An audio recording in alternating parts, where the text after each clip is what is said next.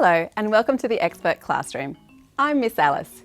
In today's video, we are going to meet an innovation expert who will show us new technology that's making farming in Australia more sustainable.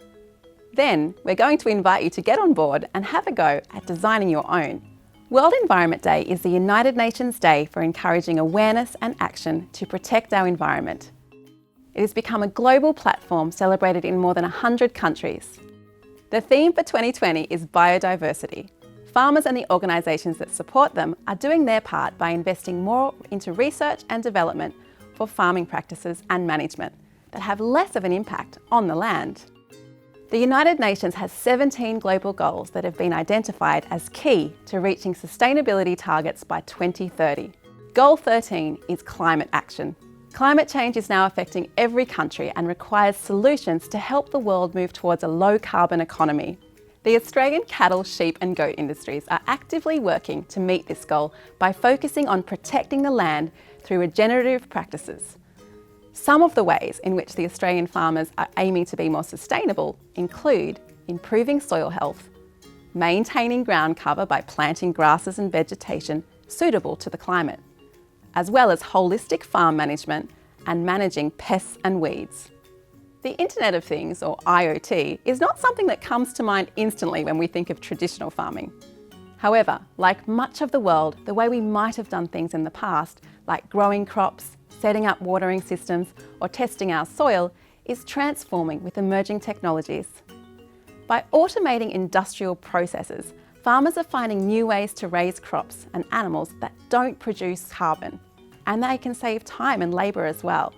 Today we are speaking to smart farming expert Doug McNicholl from Meat and Livestock Australia to find out about how the Internet of Things is helping to make farming more sustainable. So how does cattle, goat and sheep farming in Australia contribute to greenhouse emissions?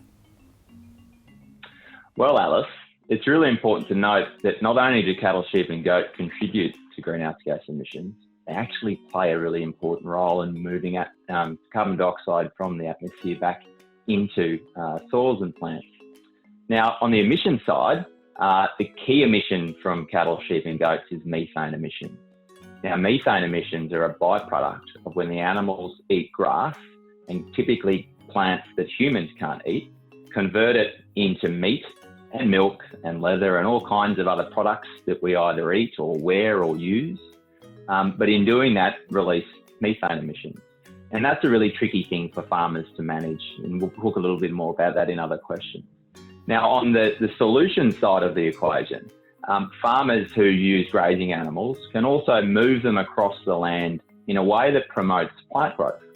And if you're growing plants, those plants are absorbing carbon dioxide into the plant matter and into soils. And that's a really good environmental service that farmers can provide for the community. Fantastic. So how is the industry using new technology to reduce greenhouse gas emissions? Alice, that's a great question. And I think first we need to consider what technology is in a farming context. So if we consider technology to be the application of scientific knowledge for a practical purpose, like farming, there are a whole range of technologies that farmers use. For example, farmers are often weighing or trying to identify high-performing animals. So just like different people grow at different rates, animals grow at different rates. So our ability to identify animals that grow better than the rest and also figure out what we feed them and ensuring that what we feed them is as nutritious as possible are really critical components of farming, which ultimately means we produce more food with less resources. That's good for everyone involved. So that's an example of useful technology in farming practice. Now, there's a couple of other examples like utilising digital and farm management tools to help farmers see their farms in completely new ways, using things like drones and satellites to measure their farm, understand what's going on, monitor things like their animal health, and also manage their landscape better. So there's some examples, Alice, of technologies that farmers use every day now. That's a great overview. So how do Australian farmers of cattle, sheep and goats make sustainable choices? Alice, that's a really important question for our industry. So generally speaking, farmers need to consider or do consider a range of really important issues.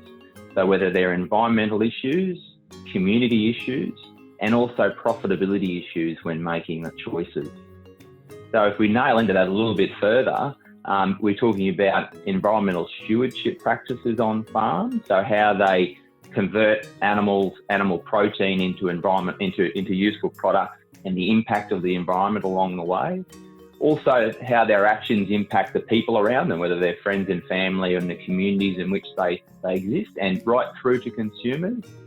But also considering, Alice, that farmers need to earn a living themselves. So when they're managing those issues and making those choices, they also need to consider how they earn a living for themselves and their family. So if they do all those things really well, that is our definition of sustainable choice and decision making in our industry. Thanks for sharing. So how is MLA using technology like drones across farms? Yeah, Alice, drones are really interesting technologies. They're great for people to have in their backyard for hobbies. And I know some of the kids that are listening probably have some drones themselves. And for example, a lot of the drone technology that's available in the supermarkets, farmers actually use as well. And they provide some really useful services to farmers and can solve some real problems.